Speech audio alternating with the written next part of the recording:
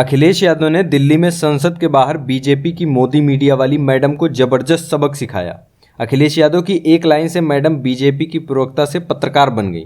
अभी आपको पूरा वीडियो दिखाएंगे, लेकिन पहले क्या हुआ था वो जान लीजिए। हुआ ये, किसान कानून पर समाजवादी पार्टी और दूसरे दलों ने लोकसभा से वॉकआउट किया। बाहर मिल गई ये मैडम।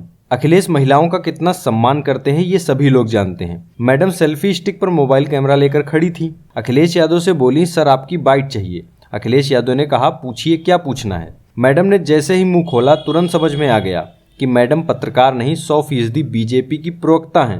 अखिलेश ने कहा, मुझसे बहस मत कीजिए, मेरा जवाब लेना है तो लीजिए। वीडियो देखिए। Chief Minister of Uttar Pradesh, Mr. Akhilesh Singh Yadav.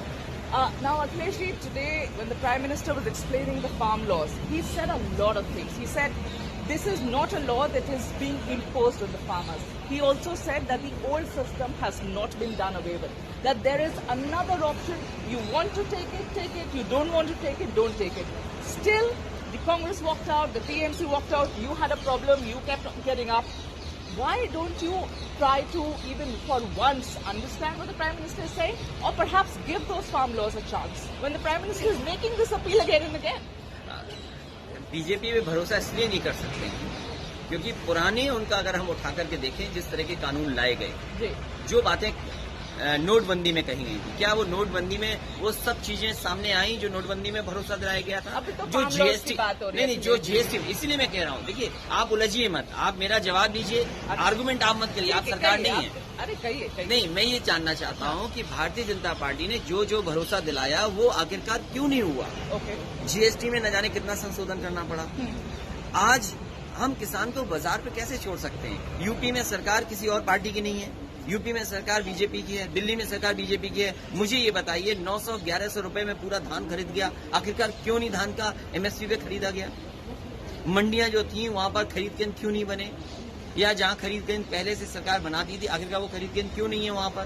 तो इसका जवाब सरकार के पास क्या है? तो यही कारण है जिसकी वजह से किसान भरोसा नहीं कर पा रहा है।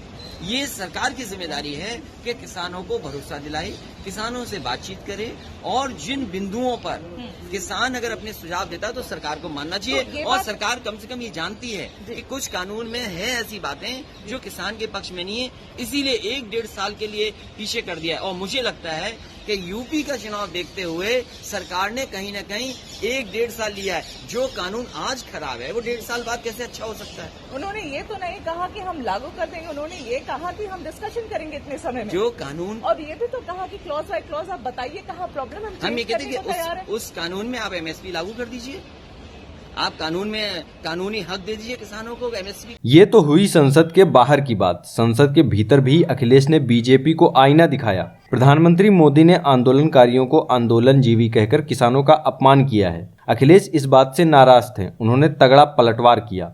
अखिलेश ने कहा, किसानों को आंदोलनजीवी कहते हो, जो चंदा लेने निकल जाते हैं वे क्या हैं? चंदाजीवी संगठन सदस्य। भारत के इतिहास में ऐसा व्यवहार किसानों के साथ कभी नहीं हुआ सभापति महोदय। क्या क्या नहीं कहा गया किसान लोगों को, क्या नहीं कहा गया, अपमानित किया गया। जब ये सरकार कह रही हम किसानों के लिए कानून बना करके लाएं, अगर किसान उन कानून को नहीं स्वीकार कर रही है तो सरकार क्यों नहीं कानूनों को वापस लेती है?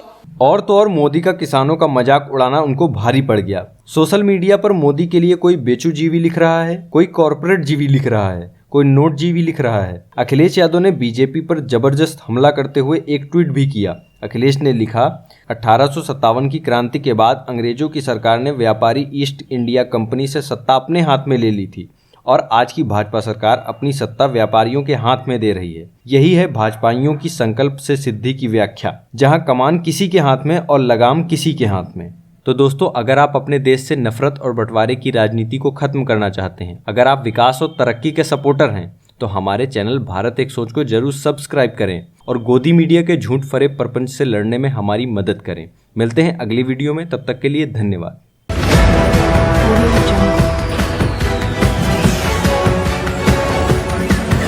Audio